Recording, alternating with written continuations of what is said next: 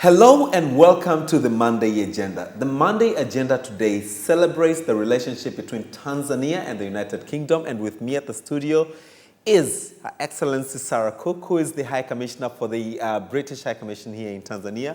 Very welcome to the Monday Agenda. Great to meet thank you you. for coming. Thank you very much. So as I mentioned, we are celebrating the relationship between, of course, the United Kingdom and Tanzania, and looking back in history. It's something that, probably the longest relationship ever. So how would you describe the relationship from then to date? Yes, well, I think you're right. We've had a very long history and a strong partnership between the UK and Tanzania, and it comprises so many different elements. We have a strong trade and investment partnership, we work together on development, and we have strong people-to-people links as well. For example, there's a very large number of British tourists who come to Tanzania every year to enjoy this beautiful country. Wow. And there are a lot of Tanzanians who travel to the UK for education, for school, for university. And medical. And medical as well. Yeah. Yes, so very strong links between our two countries. Okay, and if you look back then, and how long have you been in Tanzania? I've been here 3.5 years. 3.5 years. Yes. So if you're to compare then and now, would you rate rather we are progressing very positively? It's growing stronger. The partnership? Yes, the relationship between our two countries. Yes, I think so. I mean, we have, as I said, very strong trade and investment links. Our tourists are growing in numbers every year. Yes. And there's so many different elements of our partnership, which I think is growing stronger. Okay. Talking about the trade links, Tanzania largely depend on agriculture, and over 68% of our people are into agriculture, and the agenda on the table now is organic farming and all that. Do you think it's high time that we explore more onto the, especially on trade with agriculture, where we produce the most, and especially if we can access the European market, the UK market, for instance? Yes. No, I think that's a really important part of Tanzania's growth story going forwards. As you say, agriculture is such an important part of the economy. So many Tanzanians work in agriculture, and the country produces some fantastic fruit and vegetables and other products. So being able to access markets overseas for export of Tanzanian produce, I think is something that the government is very focused on, and it's something that the UK also wants to support. So, for example, there's a number of British investors in agriculture here in Tanzania, big companies such as Unilever, such as Kilimanjaro Sugar, but also smaller companies as well. And the British government is doing our bit to support agriculture. We're helping to invest and strengthen agriculture in a number of different sectors through our UK Aid programme. Okay. So a great example is down in Njombe. So a British-Dutch company, which is Unilever, has invested in a new tea factory down in Njombe. And that investment was also complemented by some support from the British government to help ensure that smallholder farmers who are producing tea, they're able to sell their tea to the factory at a good price, they're able to improve their productivity, and as a result, improve their incomes. So support from the British government, from UK Aid, working with a big international investor, has created many economic opportunities down in Njombe. And I visited there with His Excellency the President in April. We were delighted that he opened the new factory, and it was very clear that it's exactly the kind of investment he wants to see in Tanzania, because it's supporting jobs, it's supporting smallholder farmers, and it's providing product for export. Is there hope for agriculture in Tanzania in terms of the transformation? Because when I think of agriculture, for instance, the tea you've mentioned, they're doing very well. But, it's not just only tea in Tanzania. Is there hope, in your opinion? And where else can we rather leverage in terms of support, in terms of, skills, technology? We're going into industrialization, although we'll talk about that a bit later. But is there hope for agricultural transformation in Tanzania, in your opinion and experience? Yes, I absolutely believe that there is. And the World Bank also, in their recent economic report, which I think was published last week, said that agriculture in Tanzania is now starting the transformation that you're describing. Yeah, okay. So they're very confident about the future of the sector, as is the UK. We have British investors coming and investing in agriculture, and as I said, the British government through UK aid is also investing in agriculture. You mentioned SAGCOT. We're one of the biggest donors in support of SAGCOT, and we think it's doing fantastic work down in the southern region. Yes. But we're also supporting investments up in the north of the country as well. So I went to visit an avocado farm just outside of Moshi a few months ago, which has been given some support from UK aid, from the British government, and it's now exporting amazing avocados to supermarkets in the UK. And it's exactly those kind of projects that are adding value, that are creating markets and products for export that will really help to transform the agriculture sector here in Tanzania. Absolutely. You've mentioned avocados, for instance, but we do rice in the SAGCOT region. We do coffee, again in the north. We do cotton, left, right, and center. And I'm thinking if you know, that assurance or even the knowledge of, you know, the access to external markets. Yes. Because what we lack in Tanzania is the technical know-how from raw materials, now the processing, which you do not have a lot of industries in Tanzania. And I think if there's any support that the country needs at the moment, is to now be able to help the farmers to at least add value. Is it something that the High Commission would probably be keen on supporting in anyhow to help farmers to add value, either through processing or semi-processing, before we transport them to the markets? Yes, well, I think that's right. Adding value in country to either for the local market here in Tanzania or for the export market in the region or further afield, such as Europe and the UK. That is what will help agriculture transform. And the UK is supporting that in so many different ways, as I mentioned, through our UK aid programme, through British investors. I went to see a fantastic investment in the SAGCOT region, actually, supporting tomato growers. Obviously, Iringa is a big tomato growing region. And we were supporting the farmers to improve their productivity, to improve their yields, taking advantage of better seeds, better knowledge, better technology, so they could improve their productivity, and then they could sell. We would help them to find a market to sell their tomatoes into a local processing factory. So the smallholders were being supported to increase their incomes, and then value is being added within Tanzania, both to sell the canned tomatoes in the local market, but I think also to the region as well. And it's those kind of projects that will create jobs, that will increase incomes, and will help Tanzania's exports. You've mentioned trade as one of the areas that you really support. So in what other areas besides agriculture and tourism, which we'll also touch base slightly later? Yes, well, we work in a range of different areas. The UK is the second largest bilateral donor to Tanzania, and we've played an important role to support the government's development agenda and the people of Tanzania. So another big area that we're investing in, which again is really important for growth, is education. Particularly primary education, to help the boys and girls of Tanzania get access to a good quality education, to work with schools, to work with teachers. We've been working with the government to strengthen the national curriculum.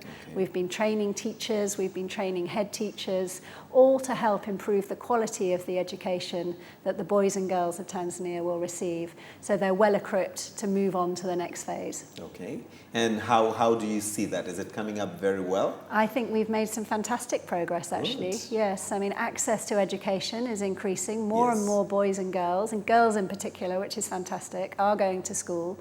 And with the support that we and other donors are giving, that means they're getting a better quality education as well now. So they come out of school with better skills, better literacy, better math skills, the core foundation education that people need. We're helping the government to provide that for the people of Tanzania. Why do we still have some of us believing that, you know, we can take our children abroad for studies?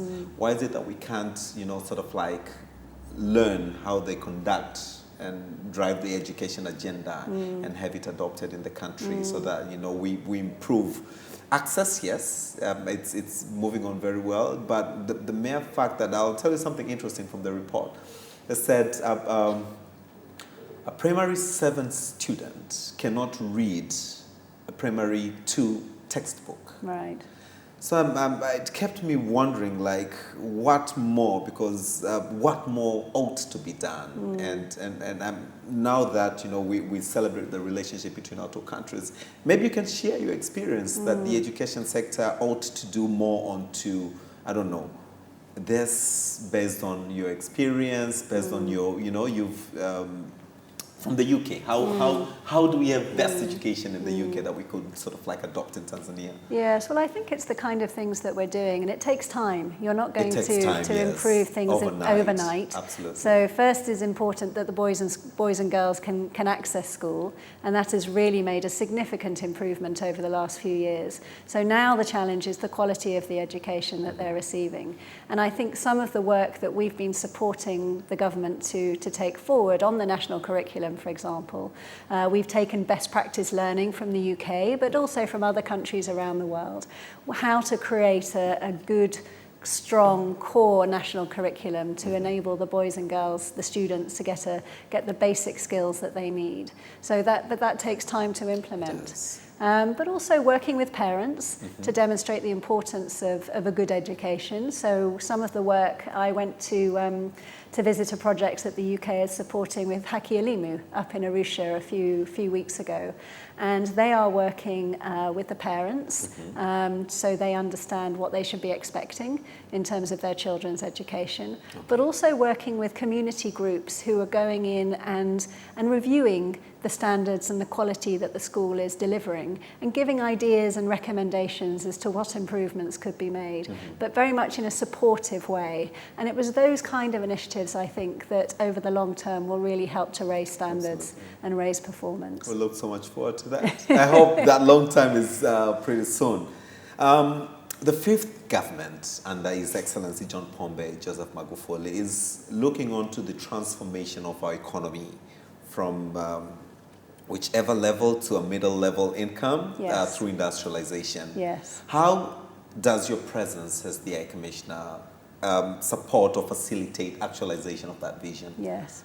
Well, that's, as you say, it's one of the top priorities for His Excellency's government to achieve middle income status by 2025. Yes. And so we are doing what we can to help support that through both the development assistance that we give, but also through British companies. So we think, well, the UK, British companies are some of the largest investors here in Tanzania. We've estimated that British companies are paying about 5% of all tax revenues here in the country. So a very substantial contribution. It is. And we also calculate that British companies have created nearly 300,000 jobs, 300,000 formal jobs in the economy in the last 10 years or so. Okay. So that is how we feel the British government and the British people are really helping to support economic growth and industrialization here in Tanzania through those kind of investments. Okay, and of course the number is formal, 300 jobs, formal. 300,000. 300,000 jobs, that's a really massive number. Yeah. Have we had trade missions from the UK to Tanzania? Well, most recently we had a visit by the UK Prime Minister's trade envoy to Tanzania, all right. The Honourable Andrew Rosendale. He visited in August and had a number of meetings here in Tanzania because his role is to identify how to strengthen trade and investment relationships between our two countries. Wow. So that was a very important visit. But we also have a British business group here as well who work with current investors, but also potentially new investors who want to come into the country. Okay. So we feel we have a very coherent approach to how we promote trade and investment between the UK and Tanzania. Is it demand driven, as in they come to where the sectors are most requiring the services or products, or do they look onto like agriculture? Let's go into agriculture. Yes. Well, as you know, the private sector, they're the ones who create the most jobs, and yes. they do their research as to where are the best places for them to invest their money.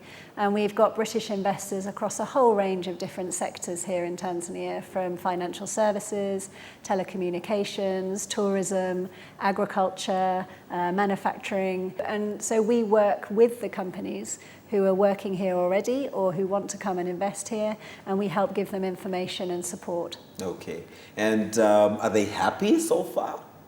Well, there's always challenges in the investment climate, yes. and we had a very good dialogue with the government in May, where we brought together a large number of government officials led by Honourable Minister Kairuki, the Minister for Investment. She brought a big delegation, and they met with members of the British Business Group and had a really good discussion about some of the opportunities but also some of the challenges of investing and running a business here in Tanzania.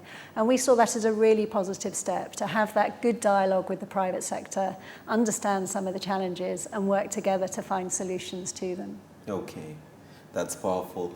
You are watching the Monday Agenda, and with me is Her Excellency Sarah Cooke, who is the High Commissioner for United Kingdom here in Tanzania, and we're looking onto the bilateral between our two countries.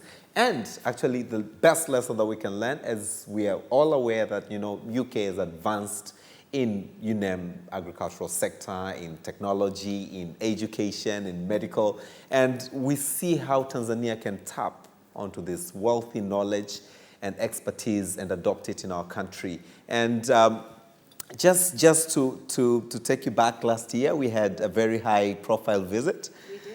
And well, the Duke of Cambridge. That's right. Yes, and wow, you know, it's mesmerizing. But his visit to the country, is it towards probably supporting the tourism sector that Tanzania is also promoting equally? Well, His Royal Highness Prince William, the Duke of Cambridge, as you said, he came to Tanzania in September of last year. And he came because he's very passionate and a strong supporter of conservation, but also measures to tackle the illegal wildlife trade in Africa. And he wanted to come to Tanzania to learn about the steps that the country was taking to tackle elephant poaching and to improve conservation within the country. And so he visited the Makani Rhino Sanctuary.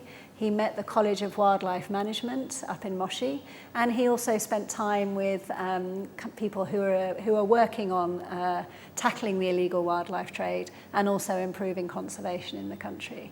Because, as you said, it's really important for Tanzania's tourism as well. Not only is protecting the animals the right thing to do, it is, but if you protect the animals, then you'll have more attractions for tourists to come and see in Tanzania or from all over the world. Yes. So, but his particular passion is around conservation and around tackling the illegal wildlife trade. Okay. Did it shock him? Was he happy at the end of the visit? I think he really enjoyed the visit. Okay. He learned a lot. His objective was to learn and to take things back to his work that he supports through his foundation back in the UK. And as far as I know, he really enjoyed his trip. Lovely. And of course, you can tell, you mentioned earlier the number of tourists coming from the UK. I mean, that's more or less an endorsement. Yes, we think 75,000 tourists come from the UK to Tanzania every year. Every year, 75,000. Yeah, so very significant numbers. Okay, yes. And maybe a word or two on the tourism sector. I believe you should have something to say to the tourism sector. Yes. Well, I do, and I've personally enjoyed being a tourist as well as a resident here in Tanzania. The country has so much to offer tourists from around the world, and as I said, 75,000 British tourists come every year to Tanzania. They come to enjoy the wildlife, to enjoy the national parks, but also to enjoy the beautiful beaches along the coastline of the mainland, but also in Zanzibar as well. And you know, it's a beautiful country to visit. Do we have any British investors in the tourism sector? Very much. Here in Tanzania, there's British investors up in Arusha, in Zanzibar, but around the country, because tourism is a sector that the UK has traditionally invested in around the world, and Tanzania is no different. We have some very strong companies here investing in Tanzania. We used to have British Airlines back in the days. Ah, yes. I'm looking on to 75,000 people. Yes. That's a significant number. If we had, it was just yesterday I was talking to my neighbor that, we do not have direct flights from Tanzania to London, Heathrow, Gatwick. Yes.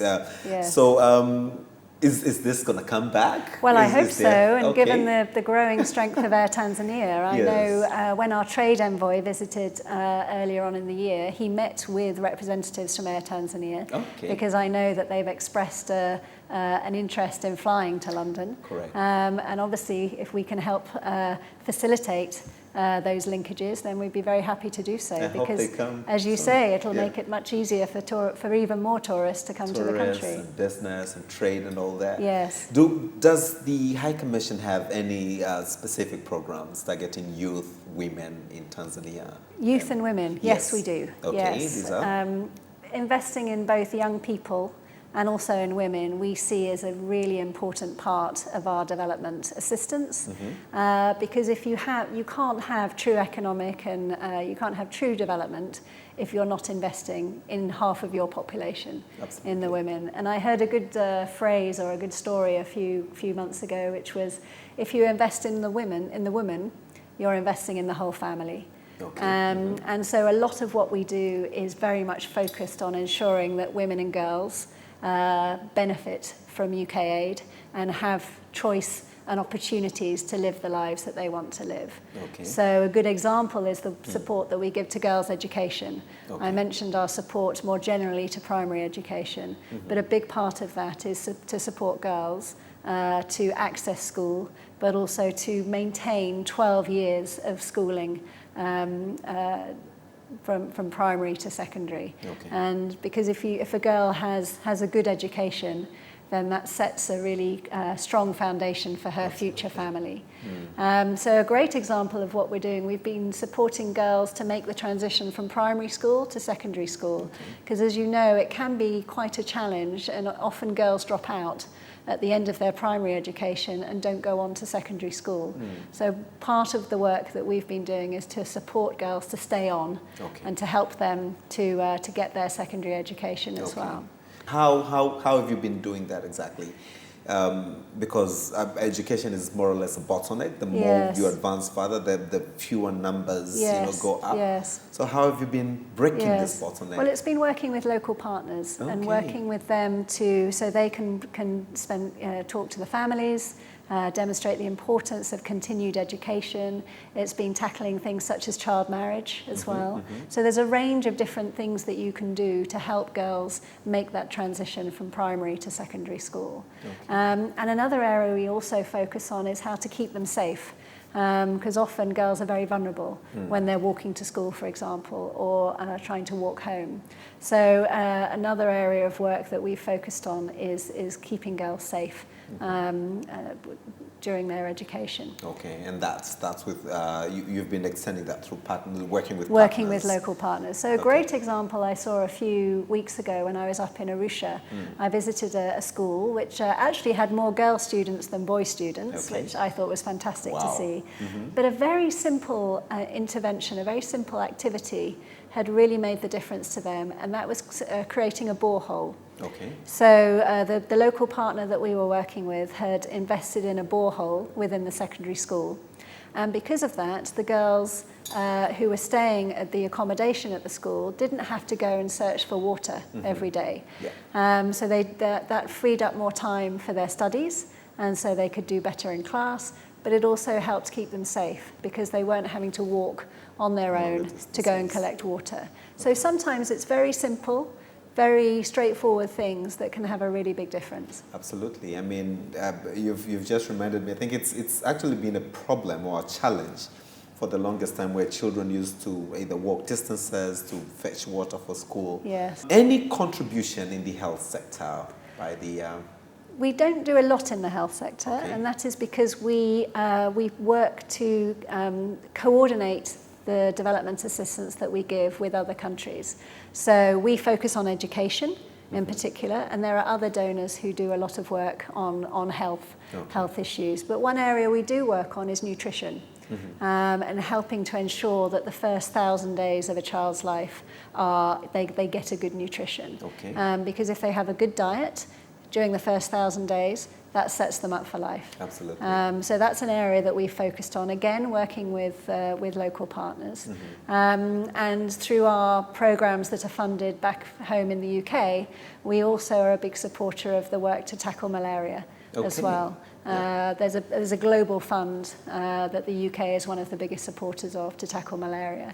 And obviously that is a big challenge here in Tanzania. Big since the independence, or even before that. Exactly. We are still contributing very significantly through our wider investments. We still have malaria cases in Tanzania. Sadly. And the Global Fund that you said you're coordinating. Yes.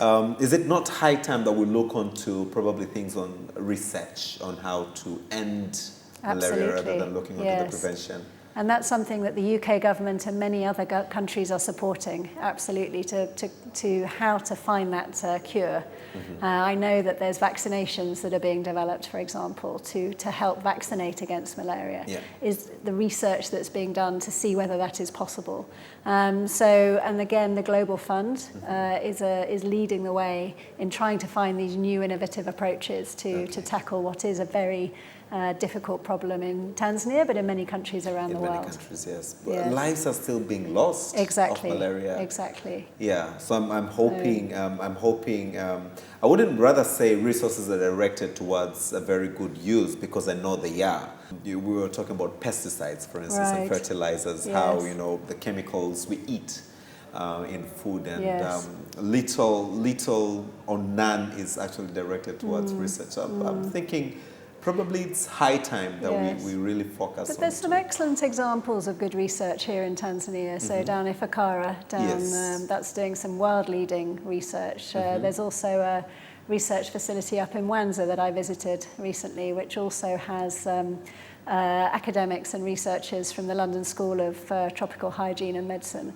So there's some really great pockets of excellence in research in Tanzania. So I think supporting those and helping them to flourish is really important. Your approach towards addressing some of the challenges, which is very remarkable, working with the grassroots, the CBOs down in the grassroots, is highly recommendable. We've had challenges whereby when there's lack of support, these are projects, so they tend to have a duration, 5 years, 10 years, or probably fewer. Then everything either goes back to how it started, or they just stall altogether. How do you help some of these very important sectors, like in education, to actually be sustainable, so that even when there's no fund, for instance, or there's no support, we are still able to continue with the project? Yes, it's a really important point, and it's something that donors such as the UK think about all the time. How to ensure that the impact that we are supporting is maintained and doesn't stop once the project stops. And often it's about capacity building. It's building the ability of local partners to take forward the work. But it's also about working with governments to see how funds can be allocated to particular sectors from within Tanzania's own resources. But it's something that the donors such as the UK think about all the time, because we want to make sure our aid has the biggest impact and an impact for the long run. The impact doesn't finish as soon as the project finishes. Absolutely. Then it's a failure per se. Exactly. You said you advise, you work with the government, and is the government very responsive to your desires per se? Yes, are they supportive? I think the examples of where we're working in education, we're working in nutrition, these are all areas that the government really wants to see progress in as well. And so working together to identify those long-term sustainable strategies and how to embed them is a key focus of what we do. Okay. Because, I can't recall some of the wonderful projects in Tanzania, naming health, naming education, and these are absolutely key sectors in the country, which came to an ultimate stop as soon as the funding either stopped or was delayed. And So the issue of capacity building still remains very critical. Yes. And the Sagot area. Yes. And the fact that you also support a lot into nutrition. Yes. Is one of the leading areas with malnutrition. That's right. And yes. it's the food basket, not only for the country, but yes. probably for the region. Right. Yeah, so yes. I'm thinking, could there be more that, we could do towards addressing malnutrition so that, it reflects what it produces? Yes. Oh, I think that's right. But malnutrition isn't just about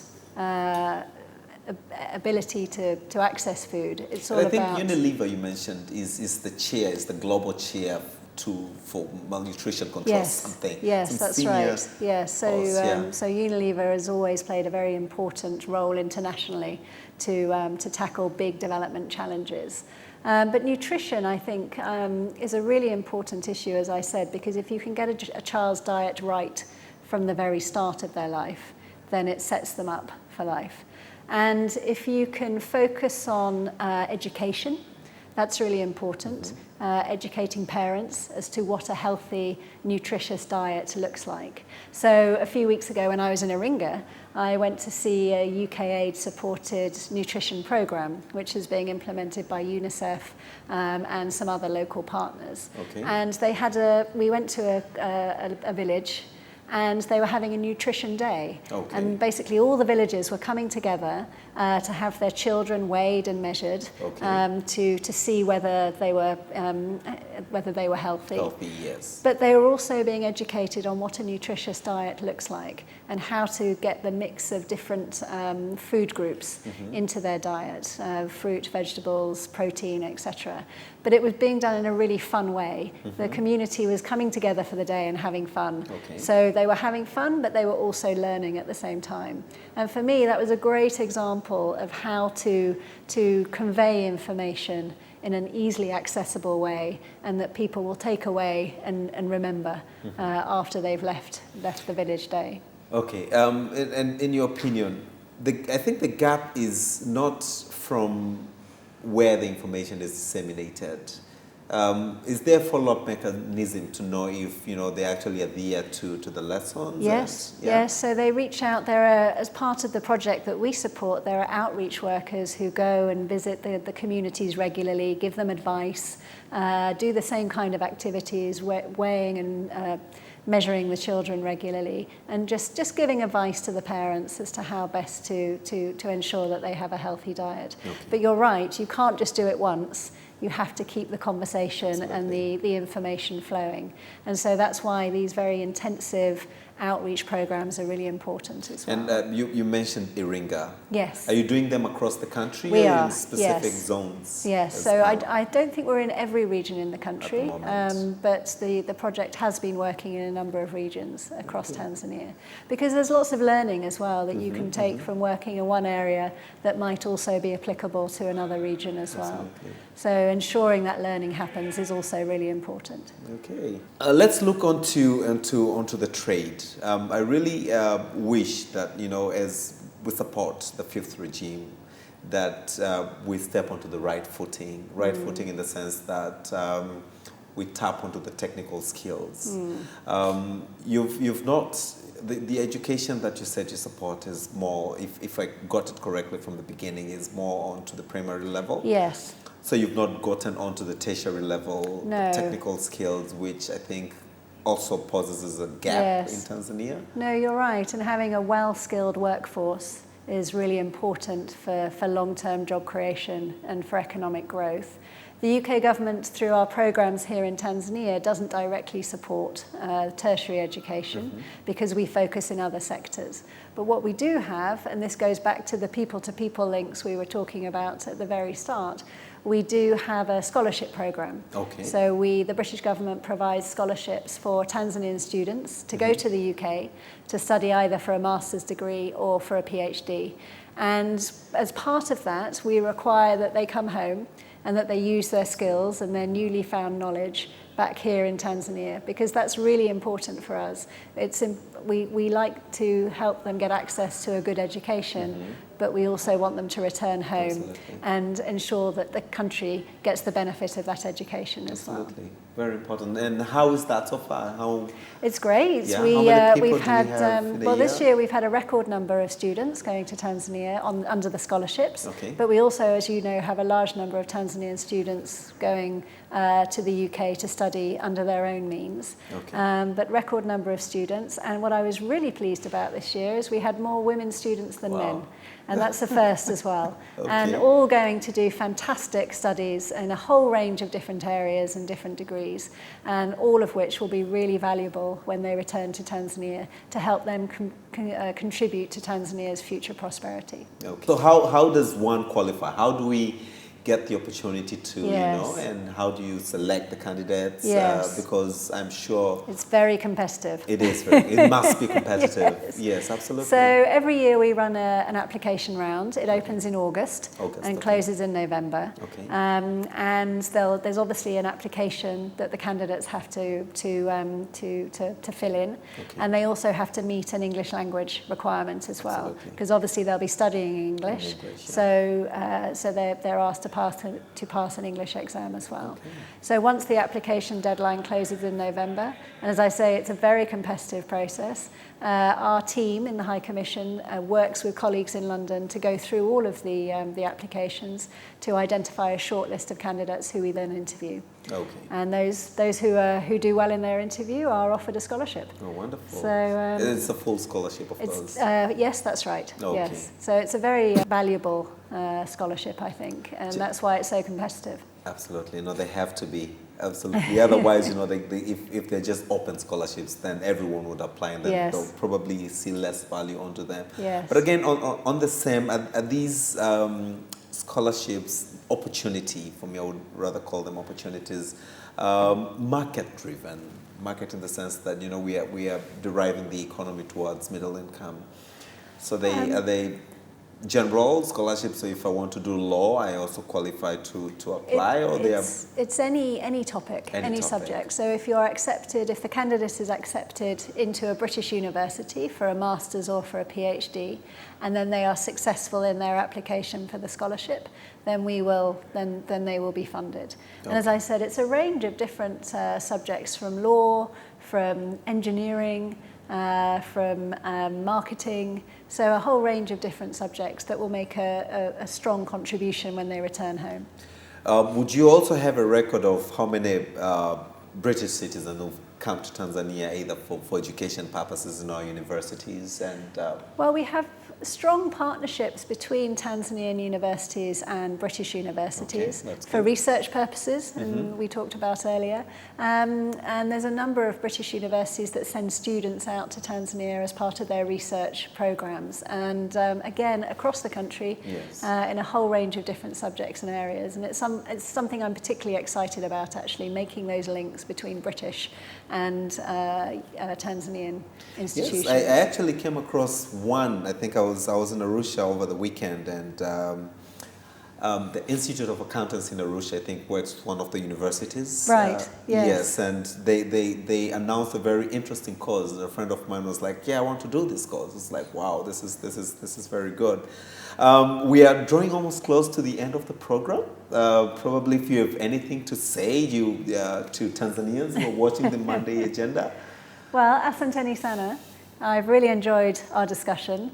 For me, the strength of the partnership between the UK and Tanzania is so important, and I hope that we will continue to grow that, and it will go from strength to strength. Until next time, I'm your host, Austin Makani. Thank you for watching the Monday Agenda, and goodbye, and thank you so much. Thank you. Thank you very much.